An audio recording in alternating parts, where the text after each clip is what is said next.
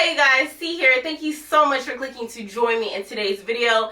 Implementing organization into my sewing space as well as my sewing practices has worked wonders for me with this hobby. It has shielded me mentally because we all go through those ruts where things are just not working out. You start working on those projects and things just don't come together. You get overwhelmed, you get frustrated, WIP or works in progress or unfinished projects just collect and collect and collect. So by implementing some organization, I've saved myself from the mental despair. I've also saved some coins. We all like to save money when we can, at least I do, as well as productivity. By implementing organization into my sewing practices and my sewing space, I become a more productive garment maker. That means that I am wasting less and I am finishing projects in a timely and efficient manner. And so with that being said, today I am sharing with you my top 7 sewing organization tips that every enthusiast should know. By implementing these organizational tips, you'll spend less time searching for supplies and more time enjoying the craft. These tips will also keep your sewing space tidy and efficient, making your sewing projects more productive and enjoyable. Now, let's kick things off with number 1. And number 1 is to invest in clear storage solutions. That means looking for clear bins, drawers, containers, jars, whatever to house all of your sewing notions, your fabrics, and various other supplies. I recommend opting for transparent storage solutions. That way you have better visibility. It's easier to see what's inside without having to rummage through everything. Now for me, in my sewing space, I have 3 large clear containers for my fabric. The first of which is fabric that is batch cut. The second container houses fabric as well as an associated pattern that I want to work on in the future. And then the third container houses excess fabric. Now for my sewing notions, like my washers that I use to hold down my pattern pieces, I use clear jars, glass jars, plastic jars, pencil holders, clear containers with the lid on them. I've got a lot going on here. Things that I found around the house, things that I've thrifted, really inexpensive pieces. We're talking $1 or $2. You don't need to invest a lot into some clear containers. If you look around, they're everywhere. Empty spaghetti jars, you name it, I use it. And once again, the whole goal is increasing visibility so you spend less time searching for what you need. Number 2 is organizing by categories. So that means grouping similar items together. This could be buttons, it could be zippers, it could be your sewing pins, it could be hem tape, it could be elastic. Whatever you use in your sewing practices, group them by similarity. This ultimately streamlines your workflow. Number 3 is utilizing your wall space. And this is incredibly important, especially for me sewing in a small space. I sew in my she shed, and yes, I am fortunate to have one. I know not everyone has a dedicated workspace. We'll get to that in a minute. But for this space, because I have so many things going on in here, everything has to have a very small footprint. And because it is a small space, it is a 10 by 12 foot shed. That means I am limited on my floor space, so I utilize my wall space, and it helps tremendously when it comes to this craft. So utilizing your wall space means using shelves, pegboards, wall grids, even bookcases. I have several bookcases in the shed, things that you can stack up utilizing that vertical space. Now in my space, I do have a pegboard, but I use that to house my gardening tools.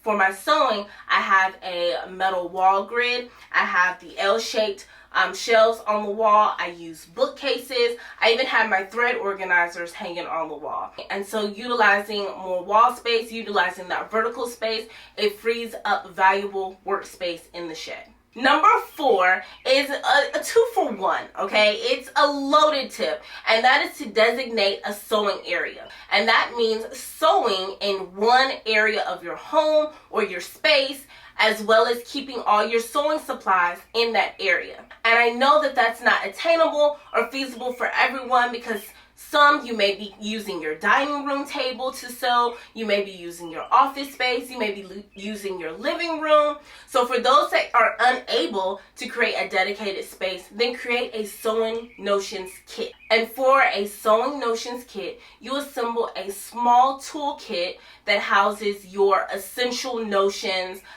your seam ripper, your snippers, your measuring tape, pins, your fabric scissors, and that allows you for easy access on the go. So, for example, before I had a designated area where I could sew, I would use the dining room table to sew my projects, okay? I'd cut my fabric there, lay out all my pieces, have my sewing machine there, and so I'm constantly moving my sewing machine and all that stuff from the closet to the dining room when I get ready to sew. When doing that, I realized that it was just easier to keep all of my essentials, all the things that I gravitate to the most when I'm sewing, in a crayon box. So in that crayon box, as I previously mentioned, I would have my seam ripper, my measuring tape, my fabric scissors, my paper scissors, and the thread, bobbin, pins, clips, whatever. It would be in that pencil box, and I would grab that along with my sewing machine and my fabric or whatever I'm working on, and it just makes it for easy access. It makes it more portable to go where I'm going. So if you do not have a designated area where you can sew, I highly suggest it. It saves you so much time rummaging, trying to figure out what all you need, grabbing it, and then it's just so annoying. If you want to get to the fun part, you really don't want to take a whole bunch of time looking for your stuff. I highly recommend that you organize your fabric by color or type or project. So if you want to house all of your quilting cottons together and all of your chiffon together, if you're more visual, then organizing your fabrics by color. You got your reds stacked here, your yellows on top of it, your blues here, something like that. Or by project. For me, as I mentioned previously, I have a container that is dedicated solely to projects that I have already batch cut, and they're ready to go. They're ready for me to grab and start sewing. Now for my fabric that is not cut and is not ready to go, they are sorted by type. So I have my flannels at the bottom, especially with the time of the year. Since we're in summer, I'm not going to be gravitating to flannels, wool blends, and none of that. So all those, and because they're denser, they're at the bottom of my container. Next up are maybe fabrics that I don't gravitate to as much. This time of the year, they're going to be more medium weight. So you're going to have some denims. Then I'm going to have my cottons and my poplins and my broadcloths. And then on top of that, I have my knits. Especially since I love knits, I gravitate to those the most. So that's how I have my fabric organized. It just makes things easier. Once again, we want to streamline our workflow. We want to minimize rummaging through our projects. We want to be more effective, more efficient, more productive. And so I find it so much easier that when I'm shopping my stash for upcoming projects, I know exactly where to go to navigate in my stash to get exactly what I want. Now, you can use cubbies, shelves, or bins like I do to house that fabric. Once again, try to use something where you have more visibility so that you can just grab and go.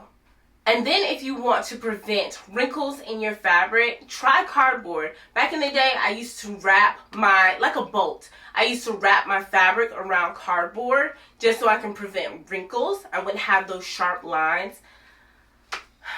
Storage is major here, so I don't do that anymore. I'm also outside in the shed, so sometimes I have bugs. I haven't had any pests or rodents in here, but I still have occasional spiders or ants, and so I just really don't want them on my fabric. But if I was back in the home, it's something I would consider.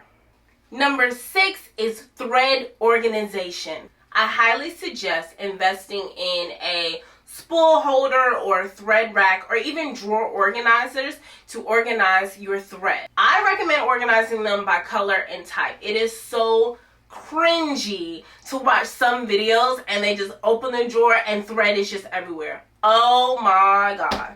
It kills me, okay? It's cringy. As you can see behind me, my thread is neatly organized on my thread rack. It is color coordinated and the bobbin is right above the spool of thread. I cannot function otherwise. I just can't. It makes it easier to find your thread.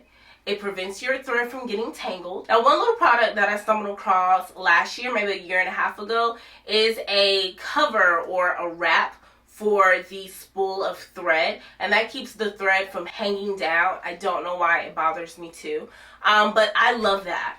And so I have my spool of thread and my bobbin right there, color coordinated, and I just like it. It just works. It just works. And last, but certainly not least, and probably the one that I am struggling with the most, probably the tip that I have been working through for the last year, and that is a pattern filing system. As my pattern collection has grown significantly over the last 6 months, I realized that a system to organize them or a system to house them is super important. So I recommend storing your patterns in a filing cabinet, on a bookshelf, a bookcase, binders, magazine holders. I've seen people use clear plastic sleeves to house their pattern pieces and keep them from getting damaged. I've seen people use IKEA systems. Whatever storage solution you gravitate to is fine. Just find a system that works for you for filing your patterns. Now for me, I am probably on my, third solution as of right now, and I'm currently using a bookcase.